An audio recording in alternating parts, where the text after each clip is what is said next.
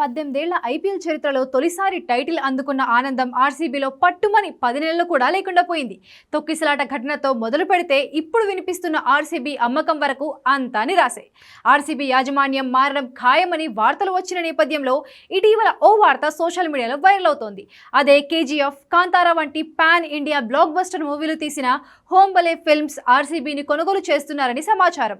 ఈ వ్యవహారంపై అధికారిక ప్రకటన రాకపోయినా ఆ దిశగా ప్రయత్నాలు జరుగుతున్నట్లు, డీల్ దాదాపుగా ఖాయమైపోయినట్లు వార్తలు వస్తున్నాయి. ఫ్రాంచైజీని పూర్తిగా కొనుగోలు చేయకపోయినా సహయాజమానిగా వ్యవహరించేందుకు హోంబలే ఫిల్మ్స్ సంస్థ చర్చలు జరుపుతున్నట్లు బిజినెస్ వర్గాలు పేర్కొన్నాయి. హోంబలే ఫిల్మ్స్ సంస్థ చేతికి ఆర్సీబీ యాజమాన్య పగ్గాలు అందుతాయనే ప్రచారం మాత్రం ఊపందుకుంది.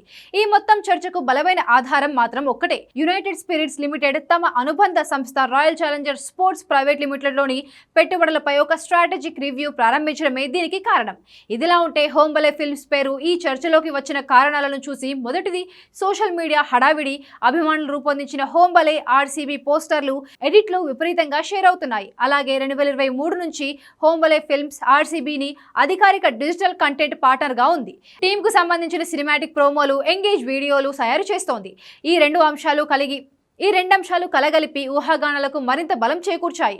హోంబలే ఫిల్మ్స్ బెంగళూరు కేంద్రంగా ప్రారంభంలో రాజ్ కుమార్ వంటి కన్నడ హిట్స్తో గుర్తింపు తెచ్చుకున్న ఈ సంస్థ ఆ తర్వాత కేజీఎఫ్ చాప్టర్ 1, 2, కాంతారా, సలార్ వంటి పాన్ ఇండియా విజయాలతో దేశవ్యాప్తంగా విస్తరించింది.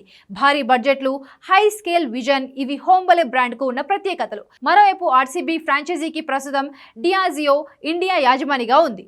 ఐపీఎల్ 2025 సీజన్ ముగిసిన వెంటనే ఆర్సీబీ ఫ్రాంచైజీని డియాజియో అమ్మకానికి పెట్టినట్లు వార్తలొచ్చాయి. ఫ్రాంచైజీ విలువ సుమారుగా 17,000 కోట్లు ఉంటుందని అంచనా. ఈ స్థాయి మొత్తం హోంబలే ఫిల్మ్స్ వెచ్చిస్తుందా అన్నది చూడాలి. అందుకే సహయజమానిగా ఉండేందుకు ప్రయత్నాలు ప్రారంభించింది. ఇక ఆర్సీబీని కొనుగోలు చేసేందుకు Zerodha co founder Nikhil Kamath, Adani groups, JSW groups, serum institute CEO other Poonawalla కూడా రేసులో ఉన్నట్లు తెలుస్తోంది.